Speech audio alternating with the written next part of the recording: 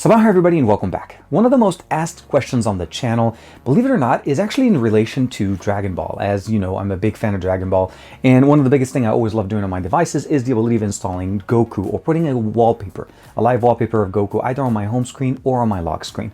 But I figured why just do a video on that. I wanted to kind of share with you guys how I customize my Galaxy devices. So this is going to work on the S22 Ultra, obviously, or any of the other Galaxy devices that support these functionalities.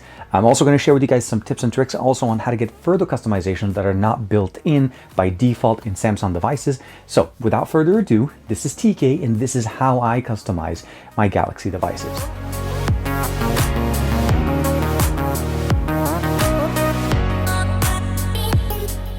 Like and subscribe and make sure you hit that bell icon so that you're always notified to whenever we have new videos on the channel. So this is my Galaxy S22 Ultra, or also known as the Note 22 Ultra that's available. And the reason why I'm sharing you guys obviously on this is the latest Galaxy I have. Most of the customization I'm going to share with you guys should work on most Galaxy devices. So the S22, the S21, the S20, the S10, the S8, S9. Most of these are going to work there. There are some customizations that are made specifically for the S Pen. So obviously that's going to pretty much just work on the S22 Ultra or even on the S21 Ultra or even the Note 20 Ultra, since those are the devices that support S Pens. Even the Z Fold 3 should be able to support that. But without further ado, let's start talking about the things I do to customize my phone. And we are going to talk about exactly how I get these live wallpapers set up on my devices and of course why I like them so much. So first and foremost, you'll notice I have Goku and Dragon Ball going all across the device, so there's no question there.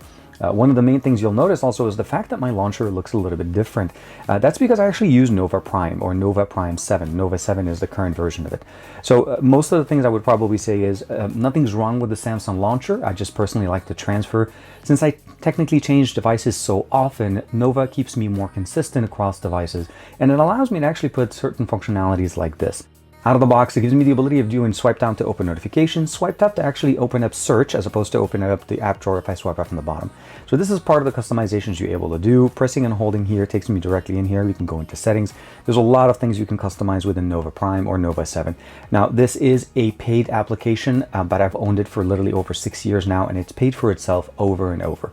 So if you upgrade devices quite often and you want to be able to customize your experience exactly the way you want it, Nova 7 is actually a pretty good one, or you may have also another launcher on the market that you may like. But for me, Nova Prime or Nova 7 is pretty much the best thing. Again, gestures, configurations, integration with icon packs and so on, everything works perfectly out of the box. And one of the other things I love doing on top of the fact that I like using a custom launcher is I also like to use custom icon packs. So I have a few installed. So we have Darkon, Moonshine, and of course Pepco icon pack.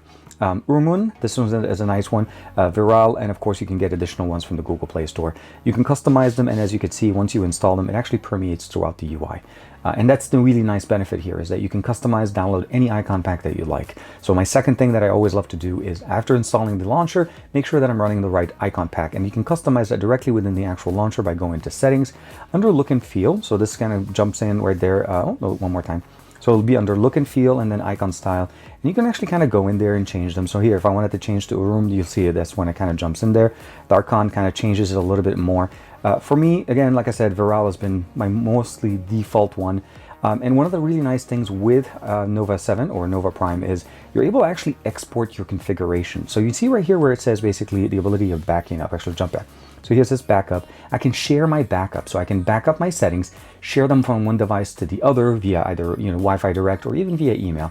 And as long as I've actually transferred my data over, let's if you use Smart Switch here for Samsung, it actually customizes everything exactly the same. It even knows that I'm using Viral as my icon pack, and it customizes it exactly there. So very nice, very easy, and again, one of the first two things I like to do to customize my devices as soon as I get them.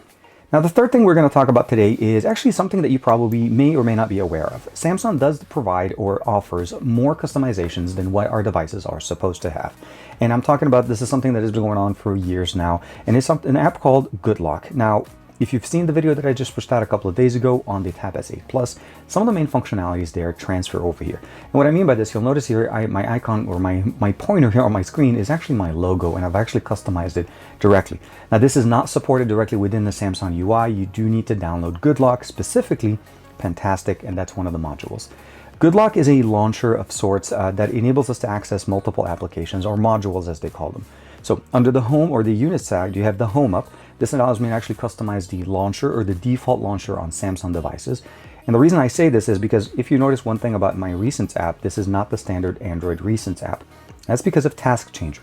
It used to be its own module in the past, but they've integrated it under HomeUp. So you install HomeUp, activate it, and even if you're using Nova Prime or any other launcher, Chair Manager as well as Task Changer allows me to actually customize these. So under Task Changer, I can go in there and change the Recents app to be more of a list view, which is similar to what we're looking here. I can go ahead and change it into a grid, which is typical to what we've seen in the past. But again, this is more of a personal preference. Stack is what I was showing you. Vertical list, of course, just kind of makes it into a more of a vertical list. And then slim vertical list kind of makes it more compact. You can make them even minimized, so you can actually bring it down. So let's go and bring it down, and you can actually bring it in. No, actually, it works better when I'm actually running it on stack. So if I do this, I'm able to jump in, and if I turn on mini mode, this enables even to have a very small interface and just kind of keeps it simple. You are able to center the current running application directly so that it automatically centers. And one of the really nice things is also it gives me the ability of launching other apps directly here in split screen much easier. Very simple, very easy. Again, this is under the HomeUp module within GoodLock. And what I like about it is that it actually kind of works on most Samsung devices, even their tablets. Now we have other options for like Lock Star, Quick Star, Clock Face, customizing the clock on the home screen or the lock screen. Multi-Star for the ability of running multi-window functionality, so the ability of using all apps or pushing all apps into multi-window. Navstar works great if you like to use a navigation bar. You can customize your navigation bar, add even custom icons in there, even make it even more unique, something that again, out of the box, you don't get with your Samsung device. Nice Shot, Notice Star, and then routines are obviously going to be some of the main benefits here. One of the other things I really like here, again, as I mentioned, is Pentastic. Now, Pentastic enables me to customize a few things about this, specifically when it comes to pen supporting devices. So an example, the S21 Ultra, the S22 Ultra, the Note 22 Ultra, again, most Note devices. By default, when we first launch it, we have the default launcher here. So if I clicked it here, this is typically what you see. And this is the standard module. You're also able to go into the compact mode. You also have the ability of using line and circle and even going retro to the original. This is the original Note launcher button. So if I click this here, you notice it opens it up. It keeps my little, I would say logo running there, but it of course runs really nice. Now personally, I like to use more of the compact edition, so I'll go ahead and jump back into compact, and that just keeps it more focused and centered. The other thing that we're able to do here is customizing the pointer. Now by default, it's typically a little circle. That's what we normally see. We can go with the presets, or we can go directly into our gallery with a custom image. So I pretty much just basically made a small little version of my logo, and as you can see here, it just kind of runs in. It's not big enough, it's not too much, but it keeps it very nice and unique to my personality at least. You can also customize, the ability of using here multiple sound effects. And the last thing at the bottom here, we're able to also do a shortcut by double tapping on the screen to launch an application. So a lot of customizations that you're able to do. Now, there's a few other things going on. Theme Park allows me to customize an entire system UI color scheme based on my wallpaper, and this has been around before we had Android 12 functionalities. Now, One-Handed Operations Plus is very nice. Now, it doesn't need the pen for that to work, but what I really like about this is the ability of actually running certain functionalities in here. Like an example would be this one. This is a mouse cursor that enables me to actually extend my functionality all the way to the top. And what I really like about it is I'm actually also able to go left, we're able to come back, and also if we want to actually be able to go back down, so we can go down, up, right, left, all of those functionalities works great. If you want to turn it out, you turn it down and you bring it in. Now by default, Android, or at least Samsung, allows us to use the swipe to the center to allow us to go back. What I did here is I decided to switch it. Now it actually is jump to the last application I'm using. I'm also able to launch a specific little menu here that helps me kind of like have small shortcuts running directly into my system, or even the more recent app functionality. All of these things can be customized directly with One-Handed Plus. All of these are built in here, customized, and you can change them, incorporate them, and then do exactly what you want. And you can, of course, you can jump back.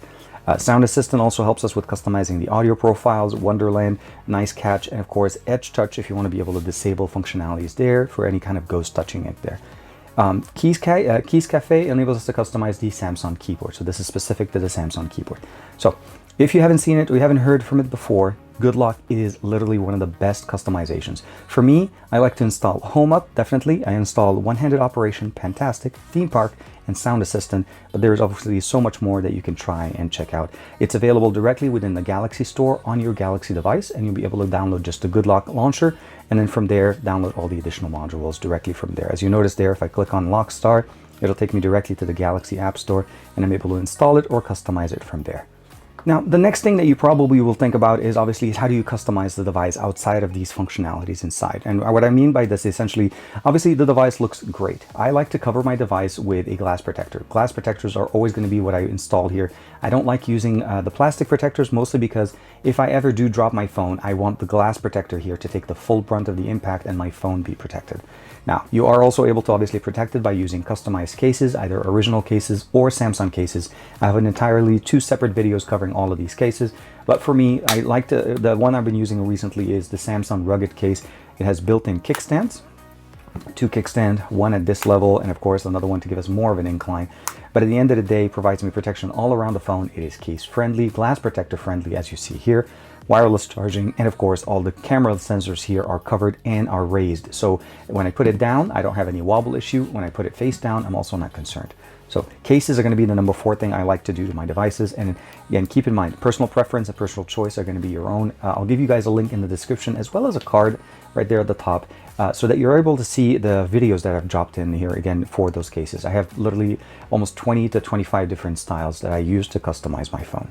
Now, the last thing is I'm pretty sure you guys want to know exactly, TK, how are you able to get all of these wallpapers? Now, there's a couple of things that I like to do. For the live wallpapers that we're talking on the front, this one specifically, and you'll notice I probably have a few different ones depending on the devices that I'm using. Goku Ultra Instinct, or Goku in general, is my main character that I'm actually a big fan of in the manga. So for me, you'll always see Goku Ultra Instinct, obviously his latest form.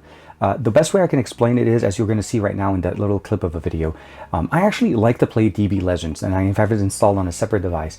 And the way I do it essentially is I go into my character profile page and I always just basically would do a screen recording of that video.